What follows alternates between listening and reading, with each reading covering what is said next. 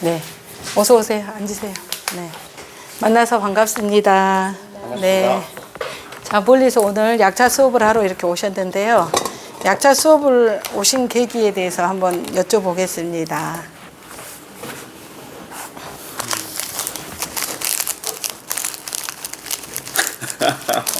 쑥을 이렇게 좋아하셔서 쑥차를 직접 만들어 오셨는데 이렇게 보니까 굉장한 정성이 들어가 계신 것 같아요.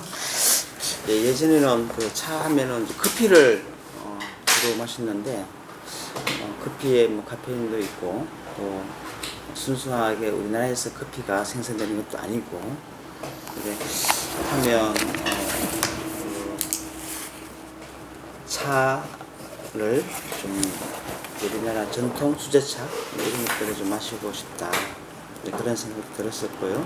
마침 이제 제가 쑥 동사를 재배해서 쑥차를 가까이서 좀 접해보고 하고자 이렇게 연락드리고 찾아왔습니다. 네. 쑥을 직접 이렇게 저한테 오신 분들은 가끔가다 제 영상을 보고 이렇게 다 만들어 갖고 오세요. 이렇게 이미 다 완성을 해 갖고 오시는데 굉장한 뭐라 그럴까?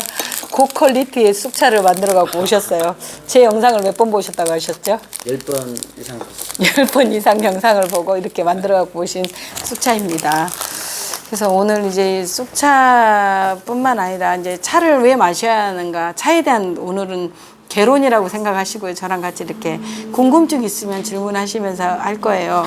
지금 보면 이 책, 우리가 지금 교재로는 이제 힐링 약차, 이게 이제 차의 교과서 같은 책이에요. 이 책이. 선엽 스님의 힐링 약차라는 책이 아마 세계 유일무이한 어떤 약차의 교과서 같은 책이 우리 한국에서 이렇게 출간이 됐고요. 어떤 개인의 어떤 그거보다는 한국의 위상을 떨쳐줄 수 있는 차라고 저는 생각을 해요. 먼 훗날이 되면 이 차가. 이걸 이제 뭐 세계마다 뭐 허브티도 있고 다양한 티들을 만들어서 드셨는데 그런 티를 집약해서 만든 차의 스탠다드 교과서. 예. 차의 용어, 차를 왜 마셔야 하는가, 차와 인체의 관계라든가 이런 것들을 꾸준히 다 이해를 하고 나서만이 비로소 한 잔의 차가 진짜 나한테 약차로 이렇게 돼서 돌아올 수 있는 그런 어떤 정신적인 무장이 된다고 보시면 되고요. 아까 이제 차를 만드실 때 이렇게 선풍기에다 이렇게 쐬서 말리면 건조가 빨리 된다고 생각을 하고 그러는데 그 속에서 이렇게 바람을 타고 냉기가 들어와 버리면 습기가 그대로 고차가 되고 냉기가 돼서 그 차는 겉으로는 쑥이 이렇게 건조되고 말려진 것 같은데 안에는 냉기를 품은 차. 그래서 이제 그런 차들을 드시면 몸이 춥고 으실으실거리고 이제 그런 증상이 나타나고 관절에가 냉기가 차서 또 관절까지도 아프게 되는 거예요.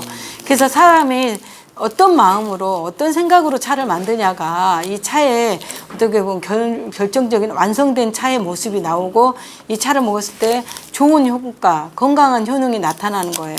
지금은 이제 시대가 아시다시피 굉장히 위험한 시대가 됐잖아요.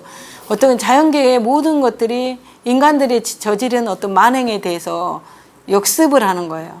그래서 우리가 생각했던 보이지 않는 미생물이나 바이러스들이 우리를 지배하려고 그러죠. 그래서 지금 최근에는 또 수돗물 안에서 어떤 벌레들이 나오고 그런 현상이 나타났고 박테리아 균들이 지금 드글거리고 있고 그래서 이제는 물을 우리가 인간들이 토양을 오염시켜서 그 토양이 오염된 토양 안에서 지하수가 들어가서 그 지하수가 결론에 하늘을 돌아서 다시 비가 내려서 우리의 그런 먹는 음료로 다가오는데 결론에 가서는 인간이 마음을 정화하지 않고 자정하지 않으면 이 물의 자연계는 우리에게 건강한 우리에게 어떤 음료라든가 음식을 제공하지 않겠다는 것을 선언하는 시점이에요. 코로나 바이러스가 어떻게 보면 무정물도 아니고 유정물도 아닌 얘가 사람한테 가면 번식이 되고 예, 또 가서 또 딴 사람한테 옮겨가서 약을 쓰려고 하면 또 변형이 일어나는 이렇게 무서운 세상에 이런 걸 우리가 산다고 생각하니까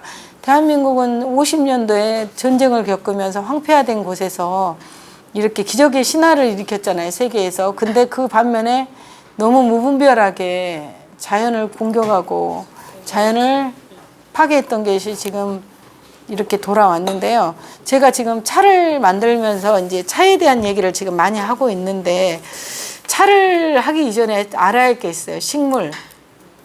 식물이란 것에는 렉틴이라는 성분이 있다는 거. 그 다음에 식물 안에도 동물의 단백질 성분 같은 그런 성분들이 많이 붙어 있습니다. 그런데 한국 사람들이 뭘 좋아하죠? 겉절이라든가 날채소들 그런 것들을 굉장히 많이 드시는데 그런 것들이 우리 몸을 또다시 공격을 해요. 네, 그래서 이제 어제도 제가 어떤 고려불화를 그린 작가분을 만나갖고 작가 초대전에 다녀왔는데 그분이 저희 집에 와서 작년 봄에 저하고 미국에 가서 같이 공연을 하고 들어와서 여기를 방문을 해서 저하고 한 4, 5일을 계셨는데 그분을 보면서 그분이 계속 기침을 콜록콜록 해요. 숨을 못 쉬고 이러고 다니시는데 내가 그분에 있으면서 그분하고 이제 식사법을 봤어요. 근데 모든 음식을 이상하게 드시는 거예요. 쌀도 생식을 한다고 불려갖고 그냥 드시고 그 다음에 고구마 같은 걸 날걸로 썰어갖고 와서 드시고 그 다음에 날채소를 드시고 그리고 저한테 그분이 스님 고생한다고 녹즙을 갈아갖고 왔는데 내가 안 먹는다 하는데 기어코 드시게끔 했어요. 그래서 제가 한 잔을 먹었는데 그 다음날 목소리가 변하면서 가장 중요한 거 제 잇몸이 공격을 당해갖고 그 잇몸이 이렇게 부은 적이 있었어요. 그래가지고 병원에 갔는데 잇몸이 주저앉아 버렸어요. 그 한 잔에 그걸 먹었던 게 평상시에 저는 뜨거운 차와 뜨거운 음료만을 주로 먹었던 몸이 그 식물의 날채소를 먹었더니 그게 그러면서 잇몸이 이렇게 부어갖고 구름이 든 것처럼 부어가지고 어떻게 할 수가 없었고 이 잇몸이 흔들리고 그래가지고 병원을 갔더니 병원에서도 왜 그런지를 모르는 거예요. 그냥 염증이다. 근데 저는 너무 잘 알아요. 그분이 저한테 막 갈아줬던 비트 뭐 바깥에서 났던 엉겅퀴라든가 질경이 막 이런 것들 갈아갖고 즙을 짜갖고 안 먹는다 그때 한 번만 드셔보시라고 막 그렇게 해서 먹었는데 그게 바로 제 목소리가 감기 걸린 목소리처럼 해갖고 그때 2주가량 목소리가 이상하게 변형이 일어났고요. 그 다음에 잇몸 때문에 엄청난 고생을 하고 그때 그 후유증이 지금까지도 있어요. 그게 바로 뭐냐면 식물 안에 들어있는 렉틴이라는 독성이 있어요. 식물도 식물 자기 종족을 지키기 위해서 보존하기 위해서 그 생명체 안에 자기 종족 보존을 하기 위한 독성 물질을 품어내고 있어요. 뭐 뱀도 독사들은 움직이지도 않아요. 사람이 가도 짐승이 가도. 왜냐하면 독이 있기 때문에 니네들 물 태면 물어라 이런 배짱이 있는데 식물에도 우리가 먹었던 것들이 그런 독성이 있어서 우리 한국 사람들이 어떤 병이 많아요. 통치질환 많잖아요. 잇몸질환. 그 다음에 식도염 많잖아요. 위장에 박테리아균 많죠. 헬리코박터. 그게 바로 원인이 의사 선생님들도 말씀 안 하시지만 그게 다 날채소로 인한 병이고요. 그 다음에 가장 또 중요한 거. 그 날채소를 먹음으로써 뭐가 있냐면요. 녹록균이랑 균이 있어요. 그래서 그게 1차적으로 식도 호흡기를 통해 갖고요. 기도를 통해 가지고 폐 이쪽으로 들어가는 거예요. 폐를. 그래서 폐 질환자가 요즘에 우리나라에 너무 많죠. 그분이 대표적인 케이스로 날채소 생식을 한 결과로 녹록균에 감염이 돼갖고 폐막을 다 뒤집어 써가지고 작년에 수임이 꼴깍 넘어가고 돌아가실 뻔했는데 병원에 실려가갖고 보니까 검사를 해보니까 녹록균이 모든 폐를 다 장악을 해갖고 그 기계로 레이저를 넣어갖고 그걸로 다 긁어냈대요 폐를. 그래서 죽을 것 같은 고통을 겪었답니다. 근데 스님 그래도 저희는 날것으로 이렇게 섭입하는 채소가 너무 많은데 그래서 원래 한국 음식은 90%가 발효식품인데 그래서 날채소가 위험하기 때문에 보관 방법이라든가 이런 것들 때문에 장아찌류가 많이 발달해 있고 일본도 마찬가지로 염장 문화를 많이 이용하고 있고 간장, 된장, 고추장 이런 분들 그다음에 효소 발효 그다음에 김치도 발효식품이에요. 거의 그 치즈 우유도 발효식품입니다.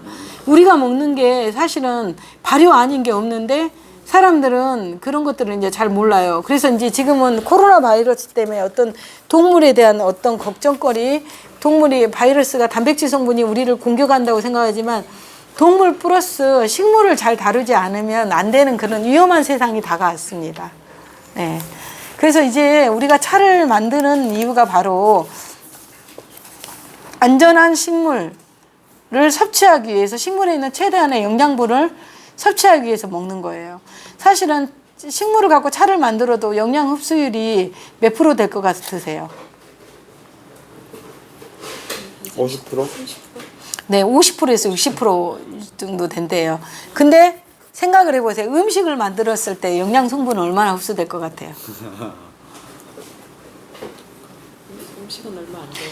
30% 미만이에요. 아, 그래요? 그래서 우리가 10접시 음식을 먹었을 때 막 그걸 영양을 흡수하기 위해서 허기진 배 에너지 칼로리를 채우기 위해서 먹는데 결론에 가서는 10접시를 먹어도 그 영양분은 흡수는 조금이고요. 그다음에 배출하는 게 많아요. 변으로. 근데 그게 또 대사 기능을 일으키기 위해서 얼마나 많은 몸의 호르몬이라든가 이런 효소 발효가 또 일어나고 있잖아요. 쑥떡보다 숙취가 낫다는 거예요.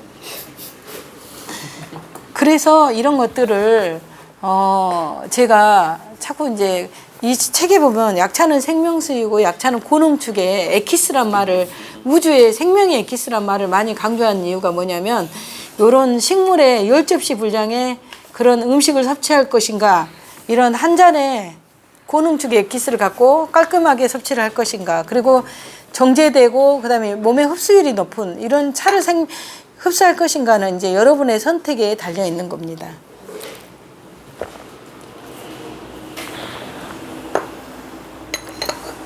그 다음에 두 번째로는 이제 식물과 동물에 대한 위험한 걸 제가 경고를 말씀드렸어요. 식물의 역습이라고 패러독스. 그래서 우리 안에는 씨앗들이가 굉장히 많은 렉틴 성분이 들었어. 그런데 우리가 지금 먹는 것들이 다 곡물류가 씨앗류잖아요. 그렇죠? 그리고 우리 견과류 많이 먹잖아요.